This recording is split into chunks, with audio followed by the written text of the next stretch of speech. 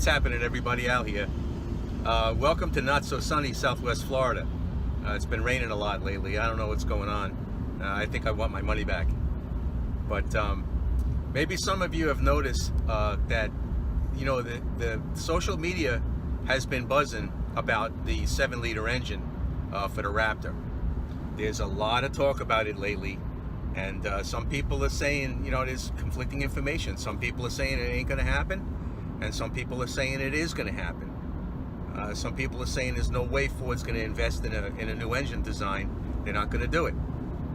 Well, I did a little digging on my own, and I stumbled on a YouTube video that was posted years ago, and it shows what looks like a 6.2 liter engine, that Boss engine that years ago they put in the Raptor. And it's on a dyno. It's a race engine. It's got carburetors on it and stuff, and they're claiming 850 horsepower out of this thing. And I found it very interesting that this engine was also punched to 460 cubic inches.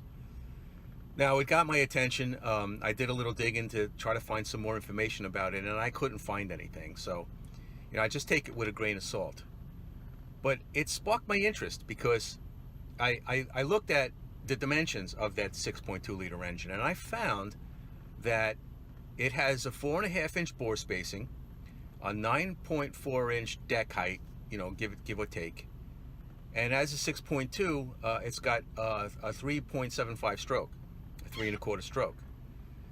So I did a little quick math on my own, and came to the realization that if that block can be made to have a 4 1/4 bore, you wouldn't have to increase the stroke very much to come up with 427 cubic inches, maybe even a 429.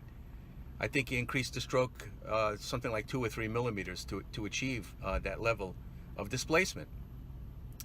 So I'm thinking that Ford doesn't really need to design a new engine at all. They already have one. They would have to develop a new set of heads, dual overhead cams with 4 valves.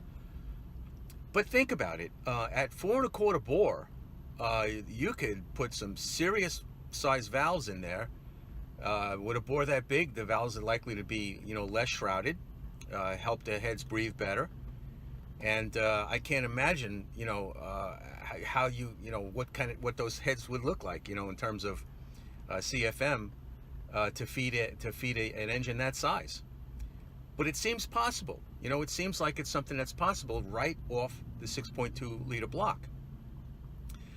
So I'm curious to know what you guys think. Do you think I'm crazy? Do you think I'm onto something? Do you have some other ideas? I'm curious to know what you guys think. That's pretty much what my channel is all about. It's about the dialogue. I'm interested in what you guys have to say about this stuff. So I just throw it out there, and you guys come back to me and tell me what you think. Something else sparked my interest too as I was going through all of this. How do you make an engine, that's that big, 427, more efficient? You've already got a dual overhead cam engine. It's an efficient design, but how do you make it more efficient? Chevrolet, when they developed the LS motor, they came up with a pretty good idea, with their displacement on demand. They got this system where the lift is collapsed on some of the cylinders, effectively shutting off cylinders under light load conditions. Something you can't do with a double overhead cam engine. So I started digging, looking for some ideas on how they could do that. And you know what? I didn't have to look very far. Honda VTEC engines already have it.